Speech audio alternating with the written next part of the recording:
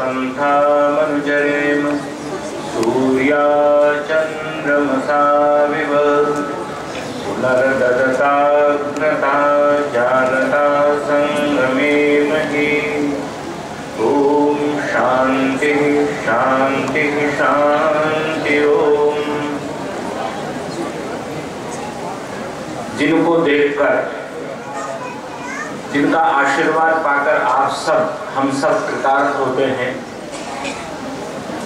गुरुकुल परंपरा को पूरे भारतवर्ष में ही नहीं बल्कि विश्व में प्रतिष्ठित करने वाले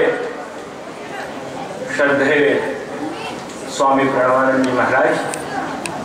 यहाँ उपस्थित सभी सन्यासीगण, मंच पर विराजमान विविध विद्या विभूषित सभी आदरणीय विद्वद्गण, अपने गीतों से, अपने भजनों से सारे देश में वैदिक संस्कृति का, आर्य मर्यादाओं का, मानवता का प्रचार प्रसार करने वाले आर्य जगत के सभी श्रेष्ठ भजनोपदेशक, परम श्रद्धा से युक्त होकर के इस पावन धाम में आने वाले सभी आदरणीय भाइयों बहनों, प्यारे बच्चों, ब्रह्मचारियों और इस गुरुकुल के युवा यशस्वी आचार्य प्रिय डॉक्टर धनंजय जी, विद्वान मंच पर विराजमान हैं। बहुत अधिक लंबा चौड़ा व्याख्यान देने का यह अवसर नहीं है, लेकिन निरंतर जब मैं इस यज्ञ वेदी को देख रहा था, आप सबके उमड़ती हुई श्रद्धा को निहार रहा था, अनुभव कर रहा था, विद्वानों के व्याख्यानों को जब सुन रहा था और ऐसे इस अद्भुत वातावरण को देख करके, चूंकि विश्वविद्यालय की परंपरा से जुड़ा हुआ हूँ, तो एक विचार मन में आया। आपने पढ़ा होगा बार बार कि विश्व के 100 विश्वविद्यालयों में या विश्व के 200 विश्वविद्यालयों में भारत में आज एक भी विश्वविद्यालय नहीं है। 750 विश्वविद्यालय भारत में काम कर रहे हैं, लेकिन जब सारे दुनिया के विश्वविद्यालयों की गणना की जाती है और उसमें से 100 या 200 श्रेष्ठ विश्वविद्यालयों का चयन किया जाता है, तो उसमें भारत का कोई विश्वविद्यालय, चाहे वो दिल्ली का JNU हो, दिल्ली विश्वविद्यालय हो, काशी का BHU हो या मद्रास का, कलकत्ता का, मुंबई का कोई विश्वविद्यालय हो, किसी विश्वविद्यालय की गणना उसमें नहीं होती। क्या कारण है? सारे संसार को चरित्र की, ज्ञान की, विद्या की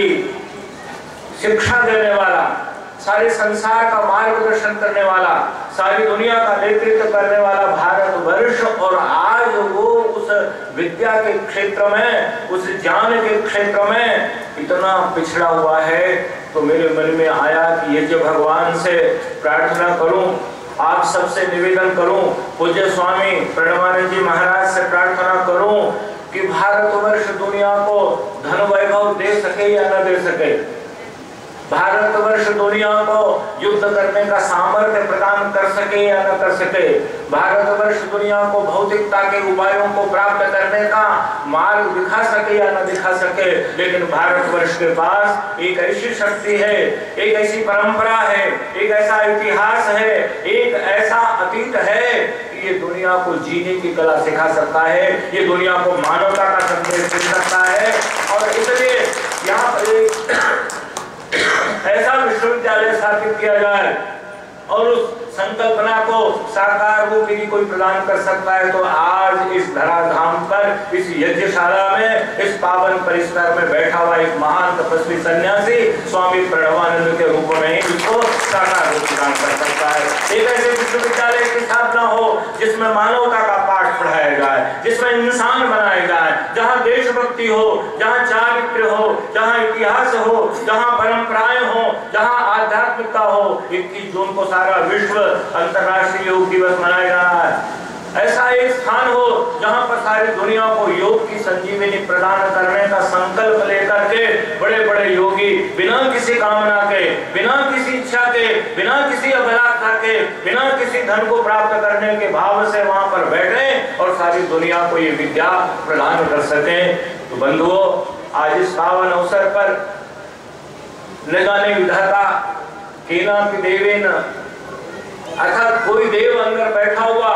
कभी कभी मुख से कुछ निकलवाया करता है। जब मैंने संस्कृत अकादमी के उपाध्यक्ष पद का कार्यभार ग्रहण किया था तब लोग मुझसे पूछा करते थे कि बताइए आप उपाध्यक्ष बन गए हैं, आप उपाध्यक्ष बन करके क्या करना चाहते हैं। उस समय मैं कहा करता था कि मेरी इच्छा है कि उत्तराखंड राज्य की राजभाषा संस्कृत भाषा बन जाए। कोई कल्पना नहीं थी, कोई संभावना नहीं थी, दूर दूर तक कोई बात नहीं थी, लेकिन परमात्मा की ऐसी कृपा हुई कि इस उत्तराखंड राज्य की दूसरी राजभाषा संस्कृत बन गई। आज मैं फिर से ये प्रार्थना हम सबके सामने प्रस्तुत करना चाहता हूँ कि एक ऐसा विश्वविद्यालय बने। स्वामी जी ने बहुत सारे गुरुकुल देश विदेश में भारत के भिन्न भिन्न राज्यों में स्थापित किए हैं। अब बचा हुआ जीवन जो है, और परमात्मा आपको उतना जीवन देगा, निश्चित रूप से देगा कि आपके आंखों के सामने ऐसे विश्वविद्यालय का, जब दुनिया के विश्वविद्यालयों की गणना हो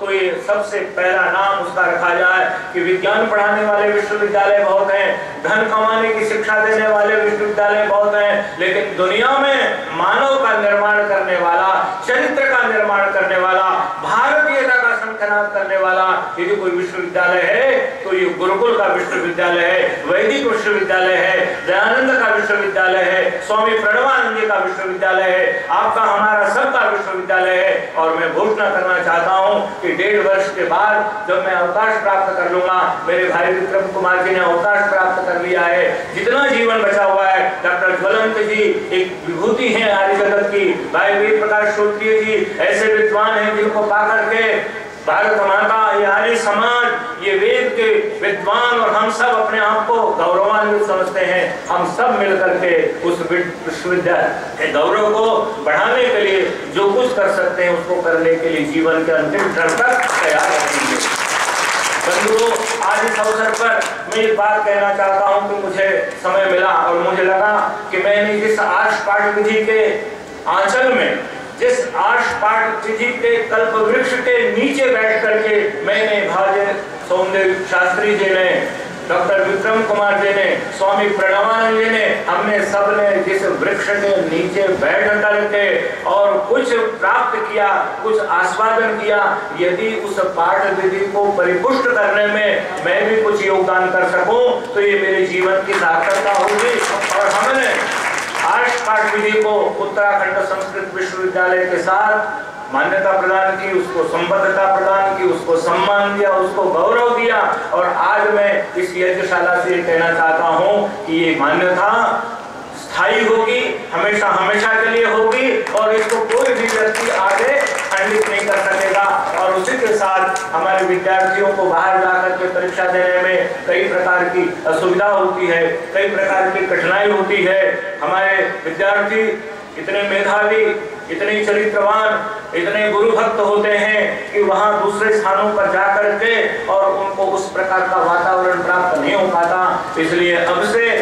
उत्तराखंड संस्कृत विश्वविद्यालय का इन बालकों का, इन ब्रह्मचारियों का जो परीक्षा केंद्र है वो परीक्षा केंद्र भी यहीं पर होगा, इसी स्थान पर होगा। और उसकी भी घोषणा मैं आपके सामने करता हूँ। बंधुओं,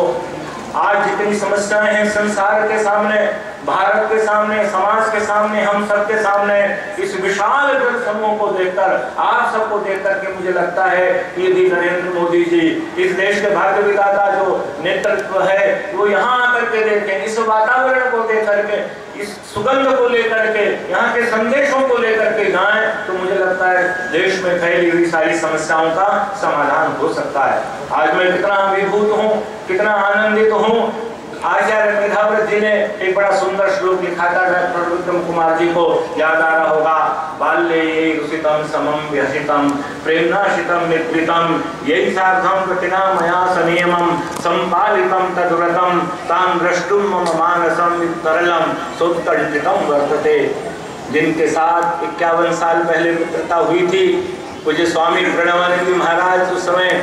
ब्रह्मचारी हरदेव जी हुआ करते थे, डॉक्टर विक्रम कुमार जी, डॉक्टर सोमदेव जी के साथ भी हमने कुछ साल तक एक ही गुरुओं के चरणों में बैठ करके विद्यावधु का पान किया था। आज सारे उन अपने बंधुओं को, मित्रों को 51 वर्ष की यात्रा के बाद चारों तरफ सुगंध फैलाते हुए, चारों तरफ प्रकाश फैलाते हुए, राष्ट्र का नवनिर्माण करते हुए, शंखनाद करते हुए जो मैं देखता हूं, जो मेरे कानों में ये बार बार संदेश आता है कि भाई सोमदेव जी ने अपनी जन्मभूमि में, अपने गांव में 25 वर्षों से निरंतर एक ऐसा महान यज्ञ चला रखा है कि उसकी सुगंध सारे देश को आनंदित कर रही है, आप्लावित कर रही है। तो इससे बड़ा